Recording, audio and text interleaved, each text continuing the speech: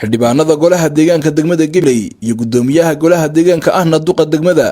ayaa maalmihii u dambeeyay waxa ka taagnaa khilaaf aad u xoogaystay isla markaasina waxa soo kala dhex gashay wasaaradda arrimaha gudaha iyadoo maalintii shalay ahayd ee bishii 12keedii 2021 wasiir ku-xigeenku warqadu soo saaray uu ku sheegay inaan kala fadhiyaan caadiga ahayn ay soo dalbadeen xildhibaanada golaha deegaanku uu joojiyay isla markaasina maalinta sabtida ee bishu ay tahay bisha 16keeda 2021 ay xildhibaanada golaha deegaanku ay isugu yimaadaan wasaaradda arrimaha gudaha intaas kadib xildhibaanada toddobada ee iyagu dalbada ka fadhigaan caadiga ahayn ee xilka kaga qaadayaan maayarka magaalada Gabiley ayaa toddobada xildhibaan waxay soo saareen warqad ay jawaab celinayaan ku wasiir ku-xigeenka wasaaradda arrimaha gudaha gobolada iyo dawladaha hoose ku gudoomiyaha gobolka Gabiley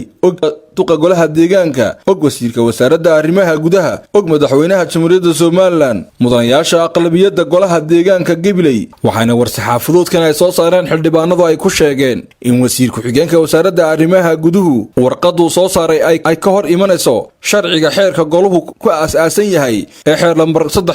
23/2019 qodobkiisa 105 farqadiisa 2 ugu dambeyn waxaanu nahay aqlabiyadda golaha deegaanka waxaanu mar walba raaci doonaa sida uu dhigayo xeerarka dalku gaar ahaan xeerka goluhu ku dhisan yahay Allah mahadle mudanayaasha aqlabiyadda golaha deegaanka ayaa waxay kala ahaayeen mudane Dr. Ali